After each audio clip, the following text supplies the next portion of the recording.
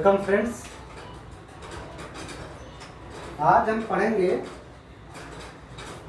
Microwave.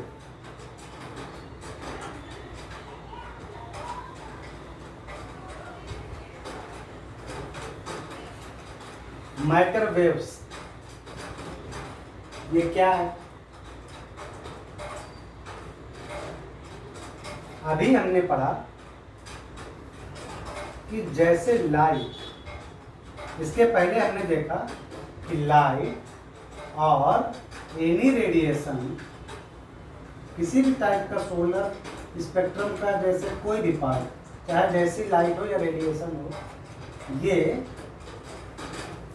Wave भी होता है, क्योंकि ये इलेक्ट्रोमैग्नेटिक वेव भी होती हैं, और मौका पड़ने पर ये स्कैटरिंग के थ्रू ये प्रूव करती है कि ये एज ए मैटर पार्टिकल की तरह काम करती हैं। पार्टिकल कह लो सीधा, पहले पार्टिकल की तरह बिहेव करता है, यानी जरूरत पड़ने पर यही लाइट वेव की तरह भी काम करती है और पार्टिकल की तरह काम करती है। ये है लाइट का डुअल नेचर।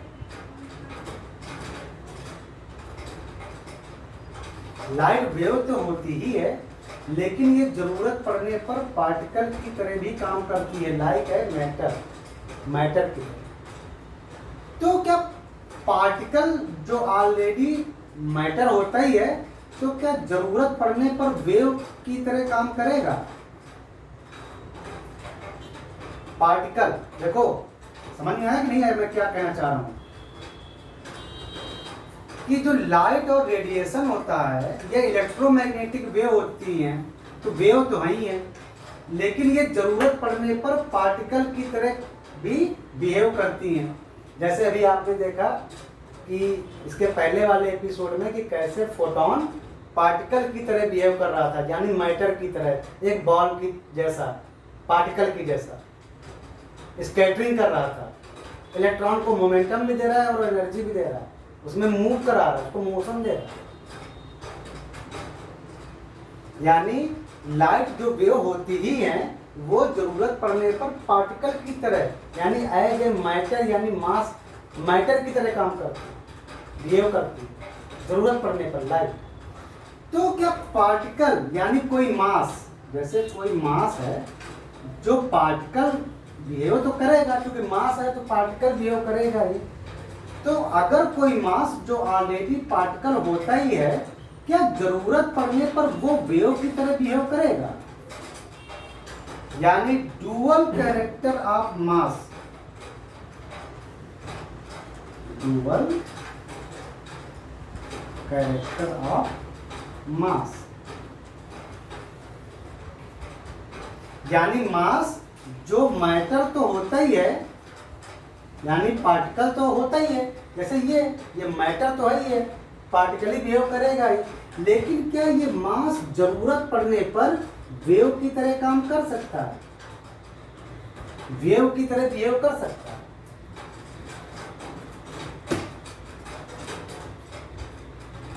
लाइट जो वेव होती ही है, इलेक्ट्रोमैग्नेटिक वेव, जरूरत पड़ने पर पार्टिकल की तरह यानी एज ए मैटर बिहेव करता है। अभी हमने देखा इसके पहले वाले चैप्टर में। तो क्या कोई मैटर जो ऑलरेडी पार्टिकल तो बिहेव करता ही है, क्या वो एक वेव की तरह बिहेव कर सकता है, इसकी तरह, मतलब जरूरत पड़ने पर? Dual nature. तो जैसे डुअल नेचर ऑफ लाइट अभी तक हमने पढ़ा, अब हम पढ़ेंगे डुअल नेचर ऑफ मैटर, कि मैटर जो पार्टिकल बिहेव करता ही करता है, क्या वो एक वेव का भी बिहेव करेगा? एक वेव कैरेक्टरिस्टिक भी उसके अंदर है क्या? इसको हम देखते हैं, ठीक है? ये कैसे देखते हैं? तो देखो,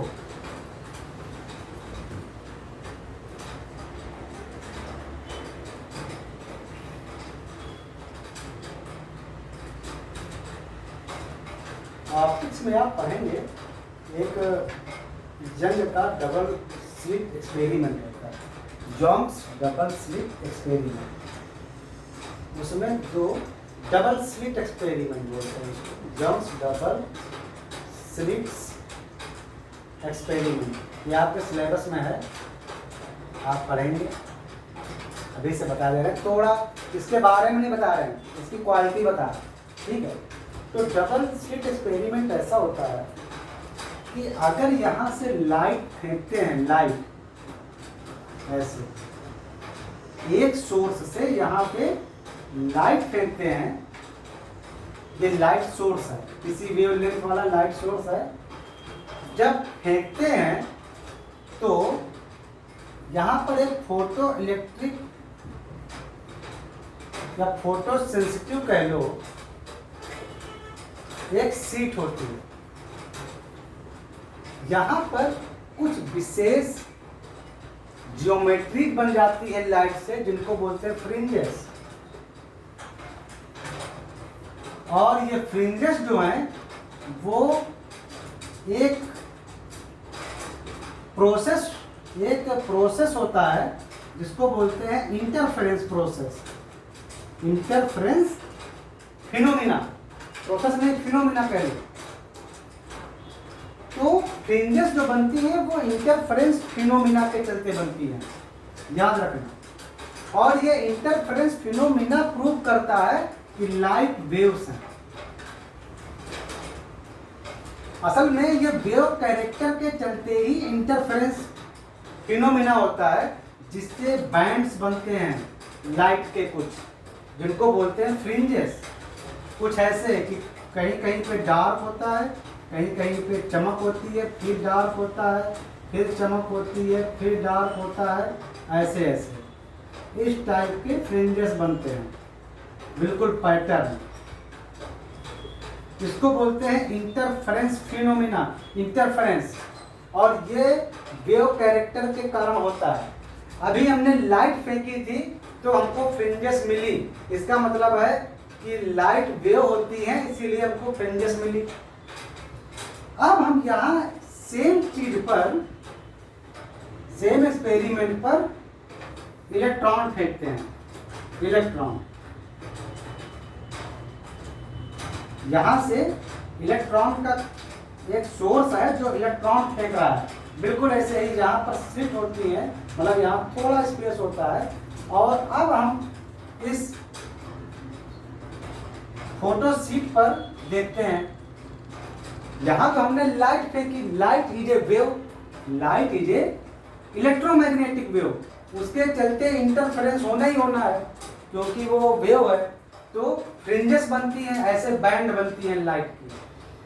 तो इंटरफेरेंस हुआ तो इसका मतलब है कि ये वेव कैरेक्टर है।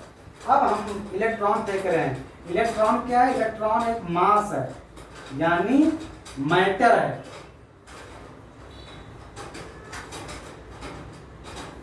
पार्टिकल कह लो, मास मैटर है। तो अब इलेक्ट्रॉन फेंकते हैं ऐसे ही, तो भी हमें इंटरफेरेंस मिलता है।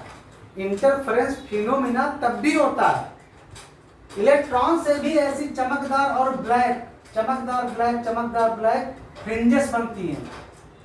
यानी इलेक्ट्रॉन भी इंटरफेरेंस प्रोसेस को फॉलो करता है। इलेक्ट्रॉन को अगर हम डबल स्लिट एक्सपेरिमेंट कराएं तो भी हमको इंटरफेरेंस मिलती है, बिल्कुल ऐसी ही जैसी लाइट में मिलती है। इसका मतलब मूविंग इलेक्ट्रॉन, इसका मतलब मूविंग इलेक्ट्रॉन, मूविंग इलेक्ट्रॉन्स जो कि मैटर है, यानी जिनमें मास है, जो वेव नहीं है, मतलब प्योर वेव नहीं है, उसमें मास है, लाइट की तरह नहीं है, उसमें मास है, फोटॉन में मास नहीं होता। तो मास या कह लो ये मैटर, कह लो ये मैटर है, लेकिन वो भी इंटरफेरेंस बना रहा है या वेव की तरह बिहेव कर रहा है। ये बात प्रूफ हो गई कि moving electrons behaves like waves, यानी मूविंग इलेक्ट्रॉन जो है, मोशन करते हुए इलेक्ट्रॉन एक वेव की तरह बिहेव कर रहे हैं। तो इसका मतलब हुआ कि मैटर अब जब वेव्स हैं तो इसका मतलब उसमें कोई वेवलेंथ भी है। और उसकी कोई फ्रीक्वेंसी भी है। अब आप पूछोगे कि इलेक्ट्रॉन की वेव, अरे इलेक्ट्रॉन की नहीं, हमारी भी एक वेव है, स्टेबल की वेव है। मतलब जब भी कोई चीज मूव करेगी तो उससे एसोसिएटेड एक वेव है, क्योंकि moving mass behaves like a wave या moving matter behaves like a wave, उसी को बोलते हैं मैटर वेव, और उसकी एक वेवलेंथ होती है। हर मैटर जो मूव करता है उसमें एक वेवलेंथ एसोसिएटेड होती है, उसकी एक वेवलेंथ होती है जिसको बोलते हैं मैटर वेव।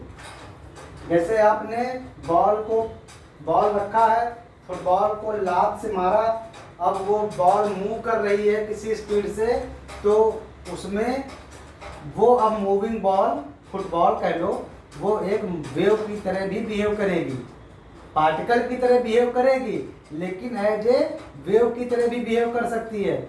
और उस फुटबॉल से एसोसिएटेड जो उस फुटबॉल की जो मैटर वेव है, ये मैटर वेव, उसको खोजने का क्रेडिट जाता है डी ब्रोगली को।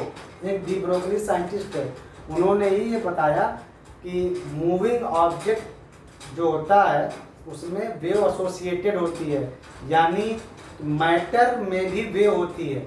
मैटर पार्टिकल बिहेव तो करता है, साथ में वेव बिहेव भी करता है। मैटर वेव्स का कॉन्सेप्ट यही है, ठीक है। जैसे यहाँ ये मूविंग इलेक्ट्रॉन्स मैटर वेव की तरह काम कर रहे हैं। इन मूविंग इलेक्ट्रॉन में वेव नेचर है, वो new wave nature interference pattern बना रहा है। इसका मतलब कि इलेक्ट्रॉन वेव की तरह भी बिहेव कर रहा है। सारे मटेरियल्स मूव करने पर वेव की तरह बिहेव करते हैं, बस केवल हमें फील नहीं होते हैं, क्योंकि उनकी वेवलेंथ बहुत ज़्यादा बड़ी हो जाती है, ठीक है। वो सब बातें छोड़ो, बस अब हम आपको बताते हैं। अब आप इतना तो समझ गए ना, ये आपको समझाना था कि moving mass behaves like a waves. हर मास पर एक वेव एसोसिएटेड होती है, वो कितनी होती है देखते हैं। इसी को बोलते हैं dual nature of the matter, यानी मैटर पार्टिकल की तरह भी बिहेव करता है, क्योंकि वो मैटर है, लेकिन वो जरूरत पड़ने पर वेव की तरह भी बिहेव करता है, क्योंकि उस मैटर में एक वेवलेंथ एसोसिएटेड होती है। उसको देखते हैं, उस वेवलेंथ को बोलते हैं डी ब्रोगली वेवलेंथ। क्या बोलते हैं? De Broglie wavelength. De Broglie wavelength कह लो या मैटर वेव कह लो, मैटर वेव या डी ब्रोगली वेव। किसी मैटर की डी ब्रोगली वेव होती है उस प्लांक कांस्टेंट अपॉन उस मैटर का मोमेंटम। जो पार्टिकल है, जो मास पार्टिकल है, उसका मोमेंटम। जैसे इलेक्ट्रॉन है, तो ये जो इलेक्ट्रॉन है तो H, और वो इलेक्ट्रॉन का मोमेंटम, जो इलेक्ट्रॉन मूव कर रहा है वैसे। या अगर कोई बाइक मूव कर रही है तो H प्लांक कांस्टेंट अपॉन उस बाइक का मोमेंटम, ऐसे। तो ये हो गई बाइक की वेवलेंथ या बाइक की मैटर वेवलेंथ। बाइक की जो मैटर वेव है ना, उसकी वेवलेंथ, बाइक की मैटर वेवलेंथ। और ये जैसे इलेक्ट्रॉन की मैटर वेवलेंथ। तो जाहिर सी बात है कि किसी मैटर में एसोसिएटेड वेवलेंथ निकालना है, या आपको कह लो कि डी ब्रोगली उसकी वेवलेंथ निकालनी है, तो उस मैटर में मोमेंटम होना चाहिए। मोमेंटम होना चाहिए। मोमेंटम है तभी वो आप मैटर वेव निकाल पाएंगे। थोड़ा इसको और अच्छे से देख लो। मैटर वेव या किसी मटेरियल की या किसी मैटर की या पार्टिकल की कह लो de Broglie wave, H by, अभी आपने पढ़ा मोमेंटम P, तो अगर उसका मास m है और वेलोसिटी v है तो mv। इसको ऐसा भी बहुत लिखते हैं h by half M V square. देखो हमने इसको v स्क्वायर कर दिया, क्या करेंगे,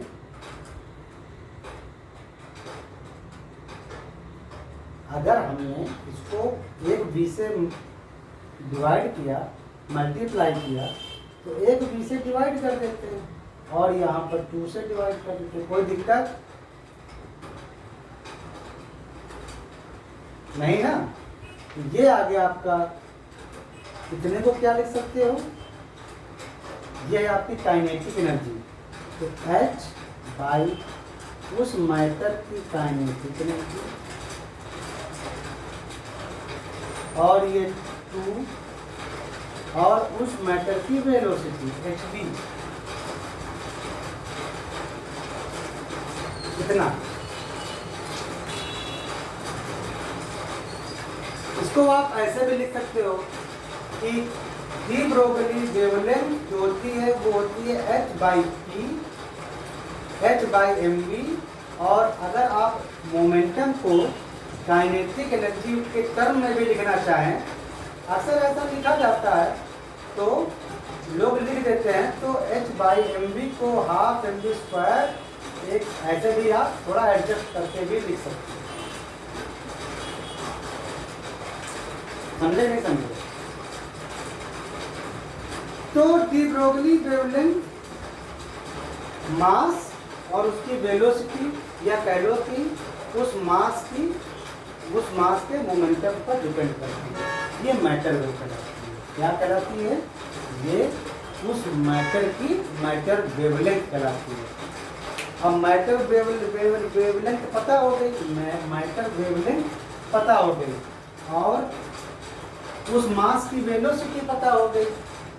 जो भी मास की वेलोसिटी है v, तो मैटर वेवलेंथ और उस मैटर वेवलेंथ की फ्रीक्वेंसी के बीच में ये रिलेशन होता है जो आप जानते ही हो, velocity equal to frequency into wavelength. तो ये डी ब्रोगली वेवलेंथ कहते हैं इसको, या मैटर वेव की वेवलेंथ। ठीक है, चलो मिलते हैं नेक्स्ट एपिसोड में। बहुत आसान टॉपिक था ये। ठीक है, चलो मिलते हैं नेक्स्ट एपिसोड में।